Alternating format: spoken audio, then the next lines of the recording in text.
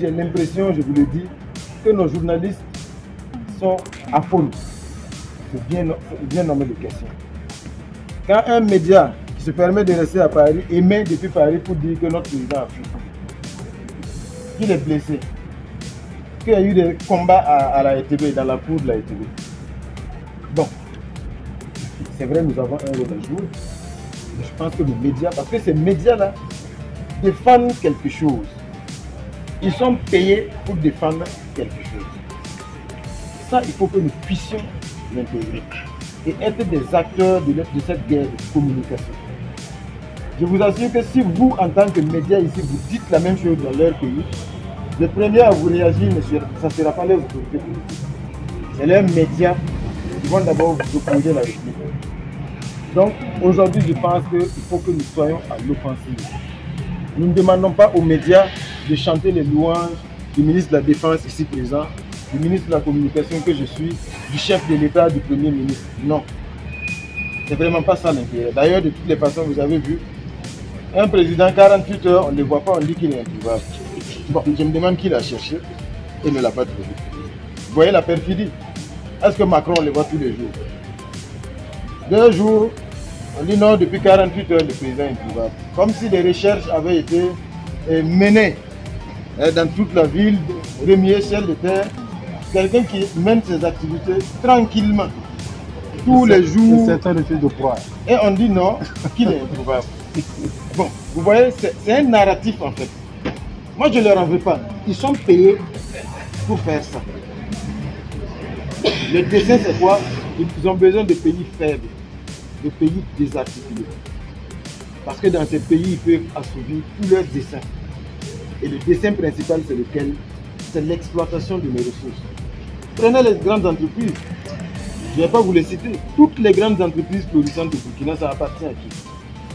Ça appartient à ces gens-là. Souvent, le Burkinabé qui est devant n'est qu'un prête, non. Même les sociétés minières, vous allez voir qu'ils mettent à la tête un Burkinabé. Mais ça ne veut pas dire que ça appartient au Burkina Faso. Mais vous savez bien souvent, quand on confie ces sociétés à nos frères burkinabés, ils sont encore plus zélés que les blancs même s'ils étaient devenus eux-mêmes. C'est tout cela aujourd'hui qu'il nous faut combattre. C'est ça l'objectif. Kidal a été repris. Nous, on n'en a pas beaucoup perdu. Quand vous prenez le général de Pointe, qui déclare qu'il faut recoloniser pratiquement le pays, ça s'appelle les pays européens et tout. Tout cela participe d'une vision, d'une stratégie savamment mûrie. C'est ça qui se joue aujourd'hui. Donc, je le dis parce que je sais qu'il y a beaucoup de journalistes. La plupart de nos confrères journalistes sont des patriotes qui font un travail extraordinaire.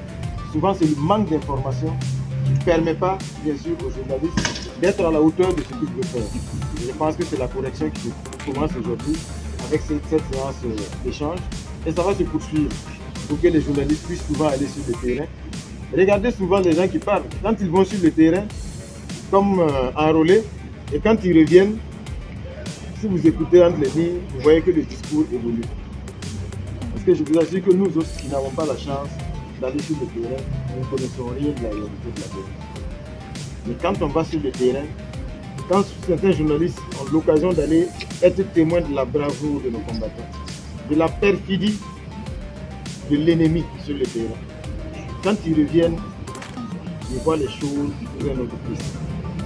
Donc, soyez des combattants avec vos micros, vos caméras et vos plumes de la victoire sur l'instant, afin d'être comptables également de la victoire que nous allons engranger parce que nous n'avons aucun doute là-dessus.